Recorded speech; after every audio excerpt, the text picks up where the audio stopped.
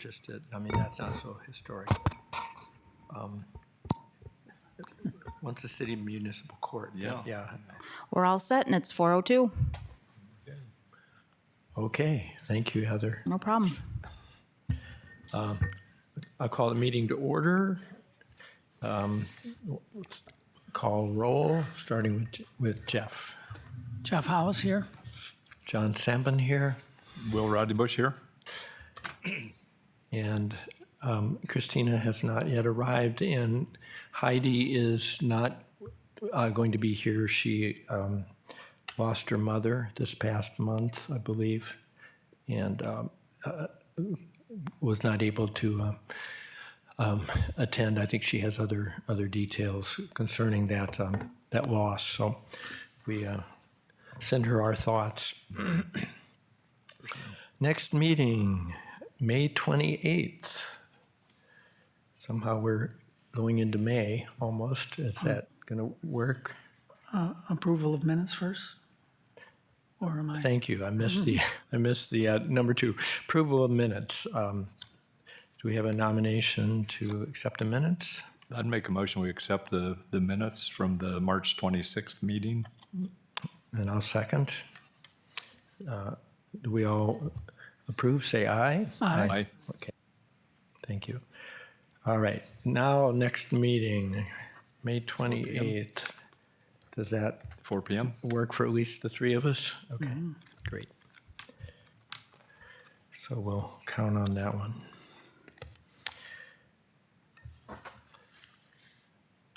Thank you, Jan and Dale, for coming. We'll perhaps hear from you in a little bit if you have any updates for us. We'll continue with number 4 on our agenda, the local designations. The continuing discussion about the request for the 100-year-old Bowling Green Country Club. I spoke with Christina Tracy last meeting and asked her to spearhead a news article that we talked about in March. I had some discussions, brief discussions with Ron Gargas and Norm Gear. And I also recently attended the club's birthday party celebration on April 17th with talks by the mayor and Ron Gargas and Norm Gear. They're very excited, very proud of the history of that club. And I suggested to Ron a future meeting between Christina and Gargas and Gear to perhaps begin the process of creating an article. Or I was also thinking that this might be a time when we could recognize a site of the month instead of a building of the month, and maybe recognize the country club in the month of August. So we can come back to that in a little bit and talk about that possibility. Update on the South Main School. Anything on that, John? I've not heard anything further. I haven't written either, but I think also Rose Drain wrote him as well and hasn't heard. We'll check with Rose. As far as I know, there's been no further communication on that. Nor is there any further information about the former old hospital on 416 West Wooster. Still hoping there may be some support from the BG Song partnership in helping preserve that building. We did have at one point a suggestion, and I think it was from Patrick Skaggs, about the Little Red Schoolhouse on the campus of Bowling Green. Heather, do you have any memory of that? No, he didn't have any suggestions. He just wanted to share the history because it had been featured on PBS in the news. And that certainly could be a house of the month too. We could add that in our list at some point. Okay, thank you. The local designation that we're considering from Jean Ladd on 503 Buttonwood. Will, do you have any information? I met with Jean and her husband about the house, and I'm waiting for information from her. I gave her a copy of the inventory and the actual chapter 158, so she can see the whole process. And I asked her to look into the history part, and then I'll get with her about doing the inventory on the actual house. And that was one comment that I emailed you about the Buttonwood. It's typical of many houses in the different Bowling Green neighborhoods. Significant modifications been made to them, though. In other words, the fireplace has been added. An addition was put on to change the actual entrance of the house from, I think it's Adams to Buttonwood by Ramey, the architect that did the high school. He apparently his house was in the neighborhood. The park there at the end of the Buttonwood is named after him, and I guess he did that addition for them. So there's significant history in that house and other houses, but architecturally, it's not as have the architectural features that are prominent like the houses on West Worcester, but it's got significance in the people that have lived there. Jean has this spreadsheet or list that's pages long of the occupants of that. Of her particular of the house, home? yes. And the Harms was a Harms homestead because they did ice cream, vended at the kitchen window. I mean, it's very interesting about the whole house, and I think that's something we have to think about on other houses that are interested in being designated. As the architectural features may not be so prominent, but there's a lot of history sort of under the skin. So I'll be getting with her to take a look at the foundation. I think it's an old rock foundation, and to talk about the structure and get some photographs to put into the inventory and Great. proceed with it. Good, thank you for doing that.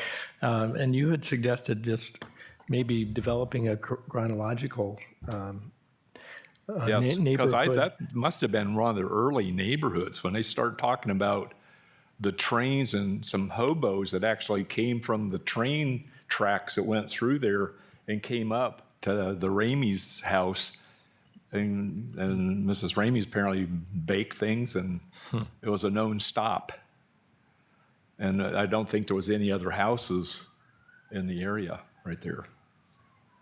Oh, that's pretty interesting. So you've got like an orchard over kind of in the area too, kind of pre-houses, pre-neighborhood. But I thought maybe of looking at trying to establish something on a map as the different time periods as to when neighborhoods. I live over on the east side, and our neighborhood probably is from the 1950s or 60s, and it was pretty much a contractor did the neighborhood, It seems to me that the modifications themselves over time are historically and architecturally interesting, potentially, right? Or what? You've said that a lot has been modified from the original shape of the house, but those changes themselves are of historic interest, I think. Yeah, there's Possibly. like been an addition put on to the back, and there was some demolition done of I think an outbuilding that, had to do with the ice cream production. And, Oh, okay. But it's sort of like there's a lot of houses that have the vinyl siding. They have a lot of more current features, but yet there's a lot of significance goes back mainly to the site. And I think that I was talking to them about the ordinance, and it's sort of like probably within the ordinance, the part that might be most applicable is it probably protects it from being demolished. Let's keep that maybe in our agenda, and we can return to that and consider perhaps some other neighborhoods around Bowling Green too that we would like to recognize, maybe not as a historic district, but certainly as an important part of our city. Okay, great. Thank you, Will. Number 5, interpretive signage project. I just had a quick email from Heather right before I came. Apparently, we're still finding some minor edits. Yes, I've been working on those off and on all day, but we're very close. I mean, I would personally say a majority are done. And you have copies? Yes, I don't have every single one because the sign company and I have been emailing back and forth all day. But I do have a majority, but I would say most are done. But we keep finding new information and it causes us to make additional edits to make sure we get the most accurate information. So, but I keep telling myself if we work on that QR code, we can also, if we find more information later, add to that QR code. It looks like you brought the signs with you. Should we take a look at them now, or shall we do that at the conclusion of the meeting? Up to you. I don't have, like I said, I don't have every single one. I have a majority Okay. with me. Why don't maybe we can adjourn a little bit early and take one more, hopefully, final look. Just for the minutes and for the record, we've been continuing often with Friday morning meetings, 8:03, and some of our HPC friends have spent the whole morning working hard on these signs, and we really, really appreciate that. And a special thanks to Heather for gathering all of our edits and sending them back and forth many times to the B Sign Company. I can't imagine how time-consuming that's been for you, so thank you. I hope we're getting really close. Is there, obviously, we didn't make the April installation deadline that we had hoped for. Has there been any talk back from the sign company about when we might be able to, when they might be ready to come up and install those? No, I asked her earlier and she has not responded. I think just the focus right now is getting the signs, Finished? signed off on by us. I don't know if there's a possibility for May, or if we have to go into the summer. So we'll find that out hopefully in the near future, and we'll let everyone know. We had still some uncertainty about the exact placement of the signs, and I don't know if that's going to require one more walkthrough by our group. Should we plan on that sometime soon or next meeting? I think it depends on Public Works. I wanted to take a walk with Public Works to talk further about the locations and some of the questionable areas we weren't sure the best spot. In addition to that, I also talked to the courthouse today, and they still want to meet on site with their Buildings and Grounds Committee to figure that sign out. And also, I would say not knowing where to put the Court Street Connections sign is probably the issue to figure out. I think we made assumptions it'd probably be right on a corner of, what do we say, the southeast corner of North Prospect and East Court. But I think visually we might want to look at that and just make sure. I think we sort of plotted out the rest of them, but I know there was still some consideration about that. And I don't know if we need our whole committee to be involved in making that final decision, or if Heather, if you and I, or perhaps the Public Works can give us some advice. Sounds good. We do need to be thinking about the QR code and what else will go into that. I haven't started collecting things. I don't know. if anybody else has. Jeff, have you? No, not beyond what I collected in the first place. Yeah. But I haven't started organizing it yet. So maybe over the next month, we can at least think about that and try to gather some materials. And I don't know, Jan, if you're thinking about that at all, to our QR code, if you have things that you have in a file that would be appropriate. Okay. And that is something that we would want done before the signs are installed, or at least a majority. I had staff ask me about that today who's working on this project with us, so we need to figure that out. Don't you think if we had something on the QR code, at least get a, I mean, I don't see how we can put it all together by, at least by, if the signs are installed in May, that's going to be really pushing it. I don't know. I guess my concern is that the state wanted to review the website also, that the QR code goes to, so that would concern me to not have that at least in a final draft, or at least get some text on there to have people be able to scan and go to. I mean, sometimes it's just as simple as a website, you know, you had a website about the Bigelow family, and so we'll just, you know, plug that on there and, Put a link to that. right. Yeah, it seems like you'd want the QR codes to be links, because that way at the link, then you could keep Right. modifying it. Because if you put it on the sign, that's it, you know. But if you put the website or the link and use the QR code on the sign as a link, Well, the QR code can be revised. Am I correct about that? I mean, we probably don't, not, if it's on the sign, I would think it's not, because it's, No, it's just gonna go to that web page it that goes to it's our linked to. webpage and yeah, then. you'd have to modify the QR code. Would, you know. would we have to modify that? Why would that? Well, it's text. You can put like the Constitution in it one. I mean, you can put a lot of words in to a QR code.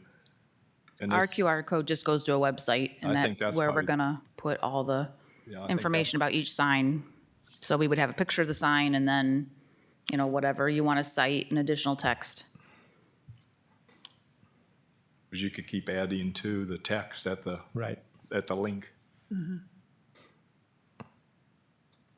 Okay, so we have to start getting on top of that one as well. Anything else about our signage project? I think once we know the installation date, we'll, you know, start working with the Chamber of Commerce to have a ribbon cutting and, yeah, just a lot of that planning. And then I know there's a plaque for the Wooster Green that the same sign company is doing. And so they would like to bring that at the same time as our sign. So coordinating with that, the people in charge of that collected donations for the Wooster Green, we want to coordinate with that. So, yeah, so just that- planning ahead for when we know that installation date. Is that working with Dick Edwards? Yes. Okay. Good.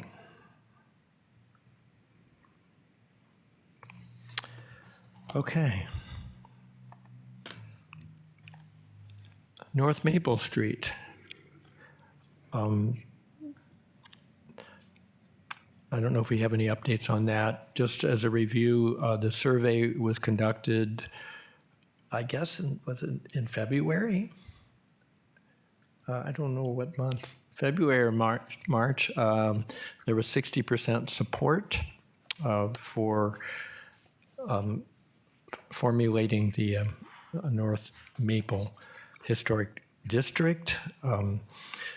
So I think we need to do a couple things. Will and Heidi surveyed the Maple Street area and determined that the northernmost east side and west side of the properties are non-contributing. Do you want to speak about that, Will? Right, the two properties on the west side at the north end of Maple were, and I called them undesignated because I wasn't sure whether they, you know, they're not contributing, but we're not sure of the actual history too much at this time. But, and then the north property on the east side is the city water and sewer property. And I understand it was originally the site of the municipal court building was there before it moved up to North College by the airport, and then now it's on Dunbridge. So it has a history there too. So that was my thought, was that those three properties are really just undesignated. Don't call them either contributing or non-contributing at this time. But they're the only three properties that were in question.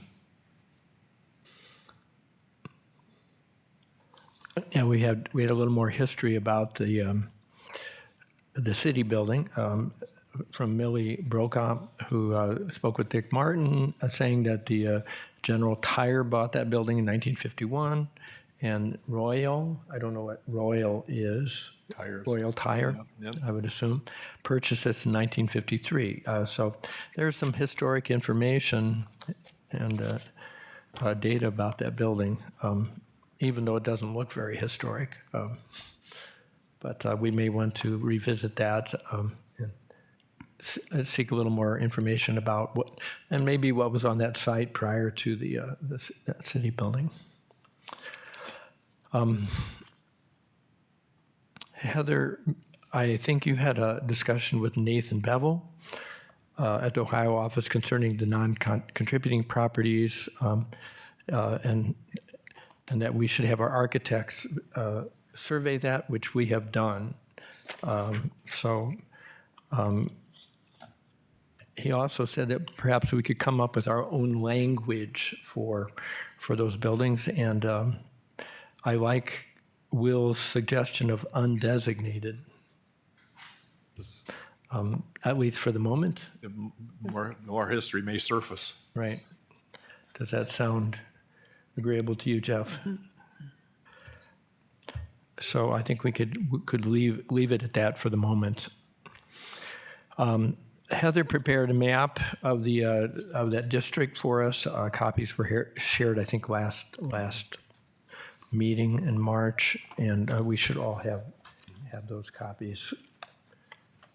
I don't know if there's any discussion about what we're seeing there. The map looks pretty good. So I'd like to just review the ordinance for the process and possibly consider scheduling a public hearing. I'm going to read the ordinance requirements. And this is coming from the 158. I'll tell you in a moment.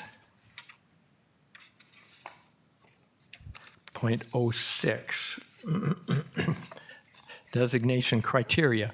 In considering the designation of any property as a listed property or historic district, the commission may determine that a property qualifies for designation if the property meets two or more of the following criteria. Number one is at least 50 years old. And you found that all those buildings on North Maple are more than 50 years old. Okay. Possesses historic significance. Can we say that there's some historic significance?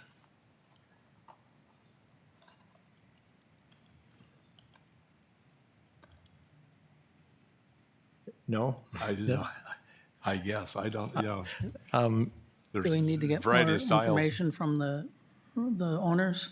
I think About- at some point we have to have each of those homes. The information has to come from them, right?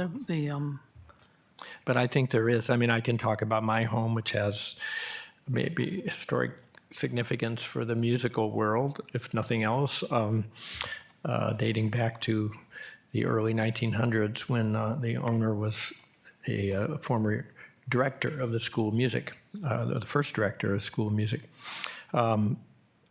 I don't know about a significant historic event, but it's identified with persons or group of persons who influenced society.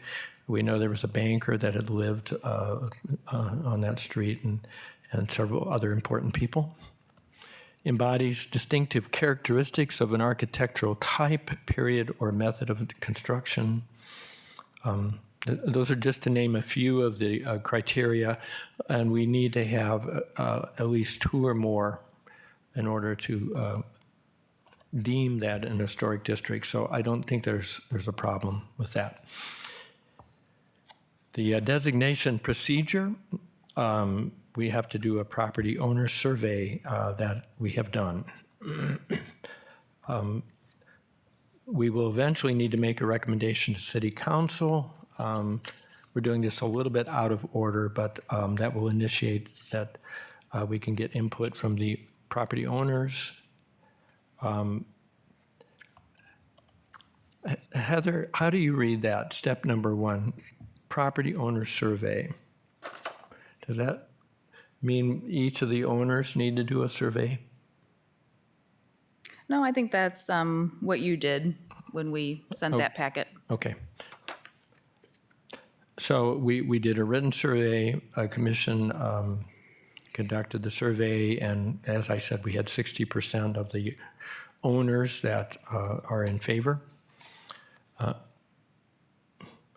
The commission will work in good faith to ensure that the boundaries of a proposed historic district are drawn so that all properties within the historic district are contiguous with one another. And I think that's, there's no problem with that. Individual property designations, we're not doing an individual property designation. This would be the entire district. Once we have done that review, we move on to a recommendation, which first requires a public hearing. And the ordinance says that following the receipt of the owner's approval and in case historic districts following completion of the survey, the commission shall conduct a public hearing and provide reasonable opportunity for all interested parties to express their opinions under such rules as the commission may adopt for the purpose of governing the proceedings of the hearings. So I think that's the next step. We need to have a notice of a hearing. We need to select a date and let the owners of those homes know that there will be a public hearing. And following that, we make a recommendation to the City Council. I would recommend that we schedule that hearing for next meeting in May. Any suggestions or discussions about that? I just want to back up 1 second. So do you want to amend the North Maple map or you don't? And then second to that, I had made a handout for Will and Heidi to use that has every single address and property to know like non-contributing or contributing. And I don't know, you're really just saying just 3 of them on the whole street are non-contributing?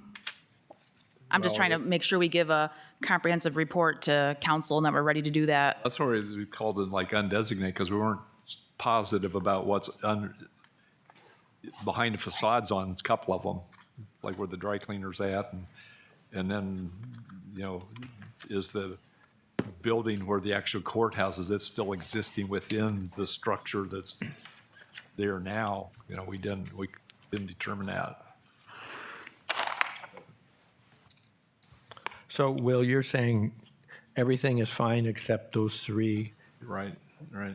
which are either non-contributing or Undesignated, yeah. undesignated, right? Because a few of the houses don't look like they have any significant architecture, I guess, compared to, you know, like John's house. I'm just trying to Yeah. understand better the contributing, non-contributing, because I just looked at a few of the pictures and thought they don't look like they were like the other. Unless there's some, you know, historic event took place there, or, because that's where I kind of mentioned about the 503 Buttonwood is kind of typical of a lot of houses within these neighborhoods. Some of them have been really modified, like the dry cleaners. I think you can see a building behind the facade. And whether it was the original, I I don't think you're talking about that, though, are you, Heather? You're talking about the other actual homes on that Right. street. You know, one's like a small brick ranch or something. didn't look like it had significance compared to the era of a lot of the other homes. It doesn't fit the architecture, but it is more than 50 years old. So it Right, but it's supposed to meet two criteria to be designated. That's, I guess I'm just talking out loud here, so we're prepared for these conversations, because once you do something like this and it's out here at public hearings, you want to really be prepared. So I'm just trying to make sure we're prepared for the first one. I'm not trying to slow it down. I'm trying to be prepared and understand, because we're the ones that are going to get the phone calls. We're the ones that are going to prepare the letters. We're the ones that are going to get the questions. So I just want to make sure we're very detailed and ready to go. Do you have a suggestion on how we might be more prepared? Well, that's why I made the handout for Will and Heidi. I thought they could go through and just jot notes on each home. And, you know, I think I even looked up every year they were built on the auditor. I'm not an architect, though. I'm just, you know, visually looking at those properties. It didn't look like they were all contributing. But I don't know. And maybe that's another conversation of having your policy of what's contributing and non-contributing per Bowling Green's HBC.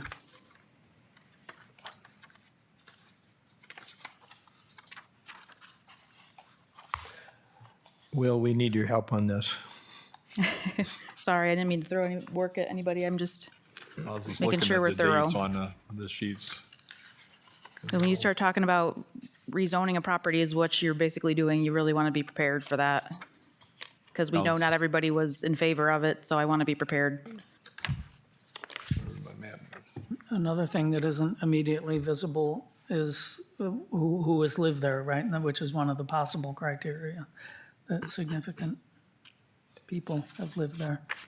So, I wish we could just wave a wand and have a building inventory of every house. yeah, Not that easy, unfortunately, but it would be very helpful. It looks like the one that's at 347 North Maple would not be contributing because it was built in 1985.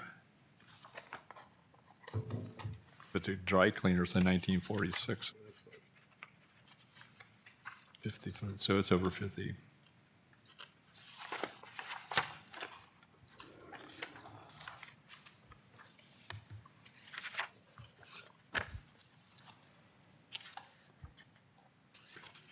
Like 345.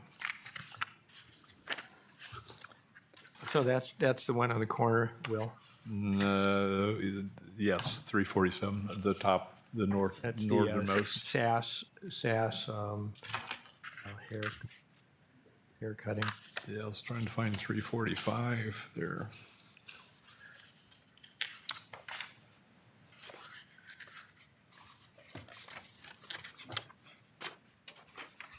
I don't see it in the packet here.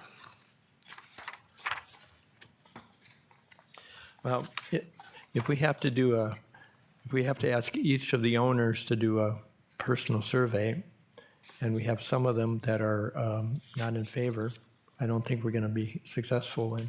No, you'd have to do it on your own. And we'd have to just look at the homes. I mean, we may not be invited in to the houses to do that. Well, you're not going to go in anybody's house. It's about the Yeah. exterior plus who lived there, basically, like Will was saying, if there's any ties to the community. I'm trying to think about ways to determine that. And one thing that I've used in my research for the buildings of the month is just going through the city directories. So you might recognize some of the names, but I don't know all of the names of significant citizens of Bowling Green. So I'm wondering if anyone has an idea of how to augment that process. That's something I could do since I've had experience doing it. I know right where to go. Yeah. We can ask Marnie to do it for us. Well, I could get a list of the names at each property. And some of them I might recognize, but then we could run that list by Marnie to see if she recognizes things. Dick Martin, to see if he recognizes things. Anyone else who cares to look at them? I have, from one of the residents, I have quite a bit of information about some of the past residents, Okay. which we can share. whether or not that means they're historic characters in our city, and if that matters, that's another question. So I know we're looking at various reasons why that they might be historic and why that home might be historic. And one of course is if important people live there. One is the historic significance of that building, if it represents a style, Yeah, the East Lake style. What else would we be looking at?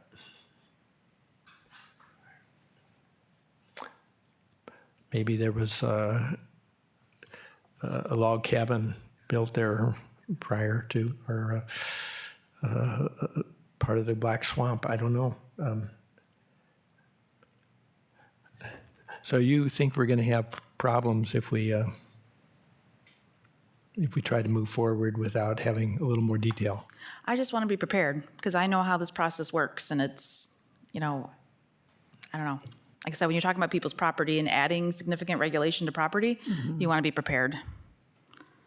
If you're comfortable with it, you're the HBC, so you move forward. I just want, this is the first one, so I want you to make sure that we know which one that you've decided is contributing and which ones are non-contributing.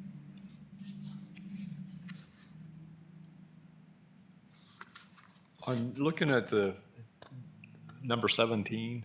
I didn't bring it, but I'll believe you. Well, I was looking at the numbers on the west side, they're all odd numbers. And I couldn't find the picture say for 345. But it's, I think number 17 is listed, it says 346. I think that would be 345, Oh, okay. I think. Okay. I was looking through it and I think that's, because number 18 in there's like 347, like they're odd number. Yeah, probably is wrong because I tried to do it pretty quick. No, that's good, that's good. But yeah, just going back through the designation criterias, they're all except that one is like the 50 years, but then, getting into the other part about the historic significance or, historic events. Okay. Yeah. Based on Heather's concern, let me gather what I have. Maybe we can share some information via email. yeah, so I know which houses we need more information And on. if you have any other information you can gather about the architectural significance or lack of, and we'll table this for one more month. And some may be on the nomination for Boomtown, I think, some of the addresses. And then, you looked at some already, or what's the one house? Case? Is that the Case house? Kane Katie You have next that door. information, some of it. Yeah. And it seems to me if we discover that somebody who owned a business was in government in some way, public service of other ways, Contributed to the history of Bowling Green. yeah. I'm not sure we're going to find great information about every single structure. Right, But right. But, maybe we can add to that collection of information, just as some ammunition if we are asked to prove that this is significant. Okay, so we'll table this until May and try to get some more information gathered. Did I email everybody that list I made? Or did I just give it to Heidi and Will? You mean the map No, what Will has. It has with the pictures? Has the designations and then That's this one. the pictures. Yeah, I think we all have that. Oh, okay, I think you gave us all a copy. okay. Christina, do you know what we're talking about here? I'm looking for it right now. I think Heather gave us a paper copy last time. Oh, well, I paper wasn't copy. here, so, We'll make sure you get a okay. copy. Okay. I don't think I got a paper copy. The front look like that. Yeah, no, I don't have that.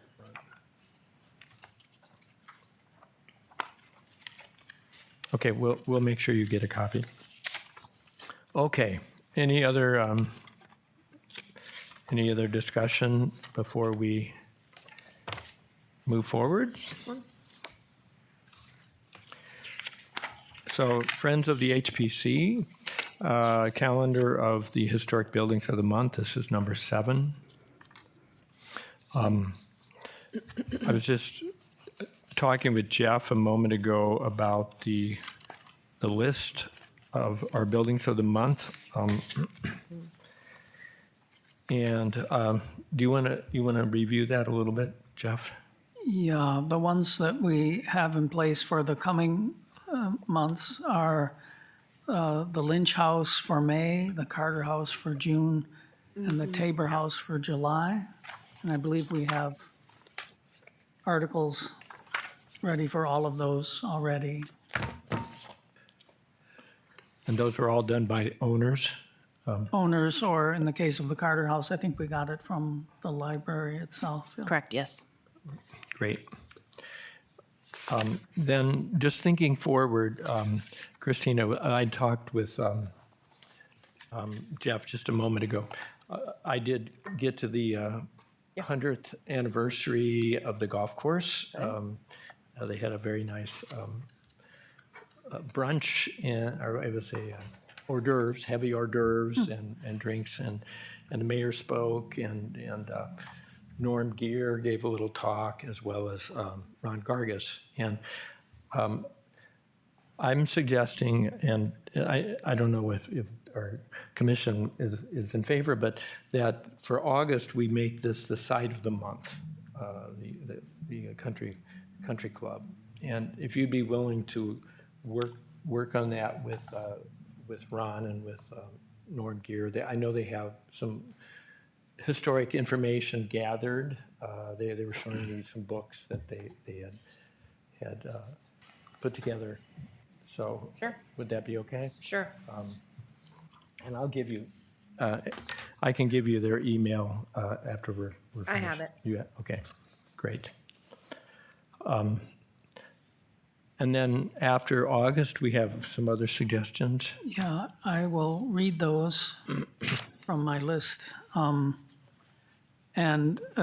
But also suggest to members and friends, if you have any other ideas or things you'd rather see sooner, please bring them up. The ones that we've listed as tentative for the rest of the year are for September, the Painted Lady at 237 North Prospect.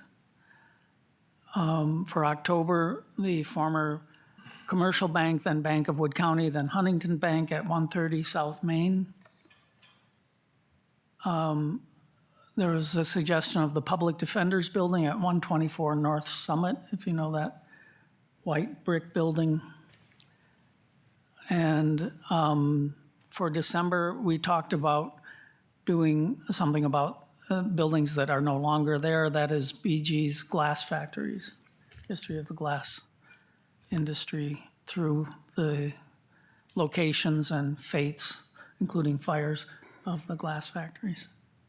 Does anyone have other ideas that you would prefer to see, something that you know about or would have information on? We would have to find people to do those. I've tentatively volunteered for the bank building and the glass factories.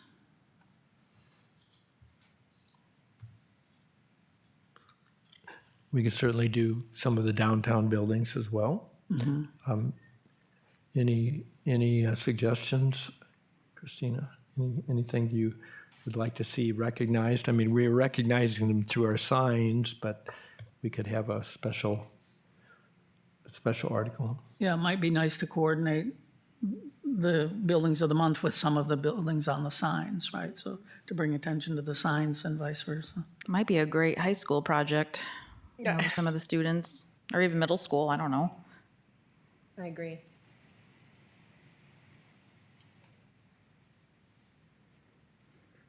No particular, let them decide. Let me talk with the SID committee and see what their thoughts are.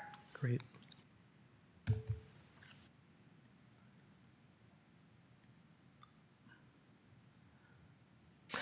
Okay, and I think we're in pretty good shape for the moment if we can get through August. And each month we'll revisit this list and keep adding to it. Great. So,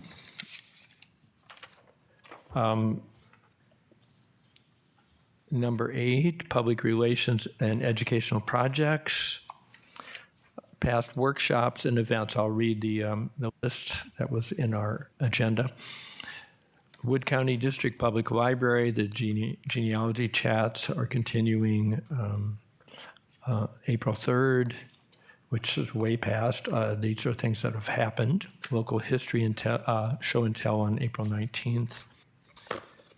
Wood County Museum, they had an egg hunt in March. Demonstration Day, April 6th, and on the first Free Fridays, a Make It and Take It craft. That was on April 5th. I don't know, is that every Friday of the month? First Fridays of the month, First I Friday. think. Has anybody gone to any of those? Make It and Take It.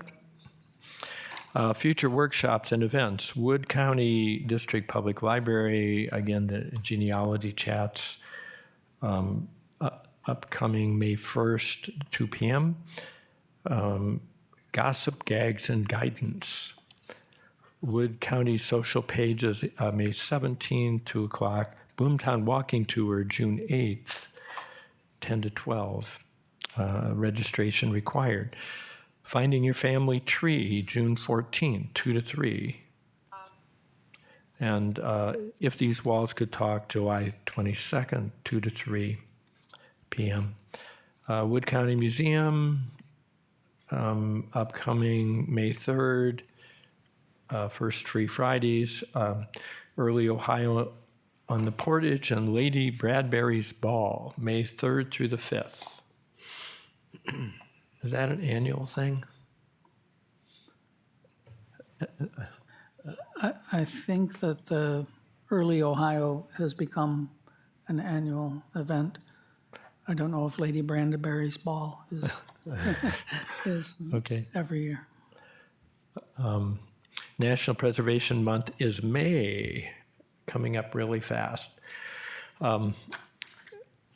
And we have our History Lives Here. Do we need help on getting those signs distributed, Heather? That'd be great. I brought a list. So really, we only had 8 new properties sign up. I guess I'll stretch it to say really 2 of them were from Jeff, and then the rest were from me. And then 2 were new. Let's call it that. That's 2 people on their own wanted to sign up.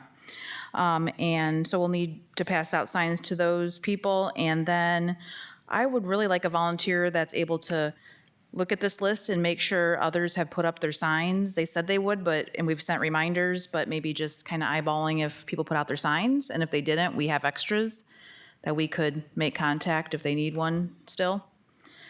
Otherwise, we have 40 total properties. Okay. I can do that. And then we have a press release that will go out right on May 1st. And we also highlight in the press release our partner events, which you already read most of them, John, the one about the library. We actually highlighted events in May and then the June events because they were really, we thought, interesting for local history research.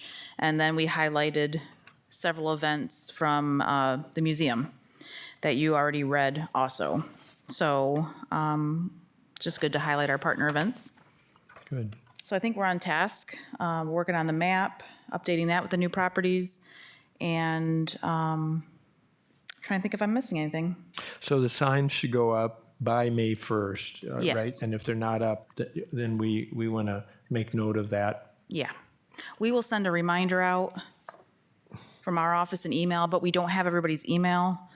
So we'll do what we can on our end. We already have the signs. So those are in my office. And I think we're all set. Great.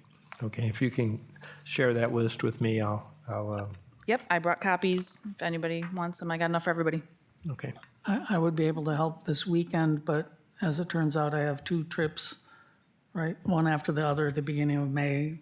Not very convenient for our purposes, but I'll be gone from the 29th to essentially the 13th, so. Jeff is going to Salzburg.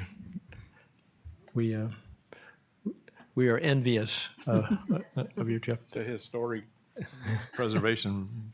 Yes, I'll check out the old buildings there. Okay. Any other public relations? Any hobby visitation? I did want to mention, sorry, that the chamber had reached out to local organizations about participating again in Ohio Opens Doors. If you remember, that's sponsored by the Ohio History Connection, and the museum participated before, and so did the Carter House. So the chamber reached out because it's a great tourism tool, and it sounds like people are going to participate again. I'm just not sure that level of detail. So I have an email about that. And then I brought flyers about the Wood County chapter of the Ohio Genealogical Society. I know Dick Martin's involved with this heavily, and they do a really nice newsletter. And I did join on behalf of the city, basically, and the HPC, so we can get that information. It's only $15, so I would encourage people, if you're able to do that, or if any of the members want the latest newsletter, and then a flyer about it, to look at that. I think it would be really helpful information. I think that's all I had. Great. Is there a date for the Ohio Opens Doors? Yes, that is, let's see, 10-day event. September 6th through the 15th. Thank you. And the chamber sent it out because there actually are grants available to help organizations open up, whether it be a museum or something else. So I don't know if that's new or not. I can't remember if they did that last year. So the open doors, they're selected buildings and historic sites that are open to the public. Yes, I so know it's hosted. I went to the Carter House, I think last year, but what other buildings will be included?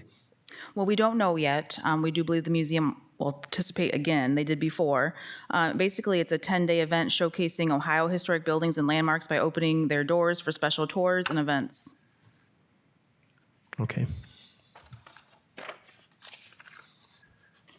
And then I forgot to mention, I think last time, Marissa from the museum had given me a flyer about America 250 Ohio. And so America's turning 250 years old in 2026. So they're encouraging, trying to get as many communities involved as possible, whether that be passing a resolution and becoming an official America 250 OH community is what they want people to do. So we have a model resolution, and then they have some other information on a website. I haven't been through the whole website yet. I haven't had time, but it's just something that they're asking, obviously, cities to participate in. So I don't know if that's something you're interested in looking at, and then maybe we could figure out if you do want to move forward. We talk to city council about adopting a resolution. Like I said, I haven't had time to look at it, but it's something to plan ahead for. Do we have to pay to be part of that? No, I don't see anything about that. Just nominating ourselves or expressing interest?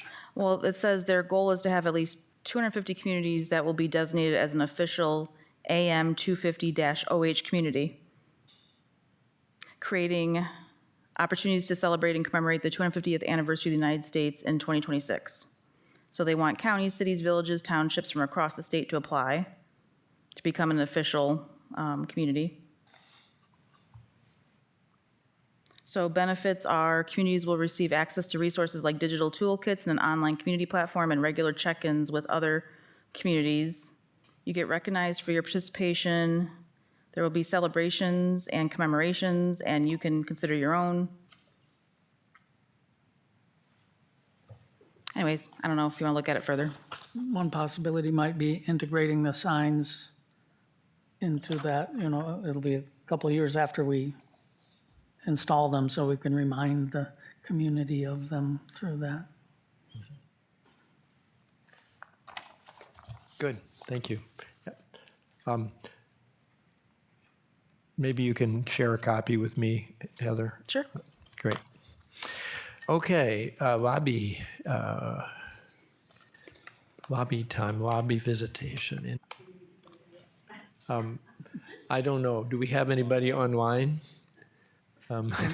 We post the Okay, meeting, yep. Jan Knapp. I was just thinking, when you were talking about all the information that people had on their own homes, would it make sense to do presentations here so that we could all learn about particular homes and then be able to integrate those into plans that are coming forward? We talk about individuals know about certain homes, but it would be nice to share that in a longer forum. I think for the friends that are coming to the meetings, that would be really interesting. we had talked about something like that. Christina, I think you had suggested having, we were going to do it at Juniper's at some point, talking about our, Well, I had offered that, but, I think that folks were, I don't know where the conversation went on that one. yeah. I don't know if there was, I thought you, well, and I think I remember you saying it would make better sense to have it like at the Clazel. I was just thinking of other Library opportunities or too. something like that. And I think we just kind of did not follow through on that. But I think that would be maybe something that we could consider for the summer. Yeah, and I think the way that we were talking about it quite a while ago was just like an open forum, just folks to come and just talk about any of the, because it felt like many of the friends just want to share their stories and their thoughts and their remembrance of certain properties, and parts of Bowling Green that are meaningful. So the idea was just that. It was just an open mic sort of situation. And that's what we were kind of talking about, but.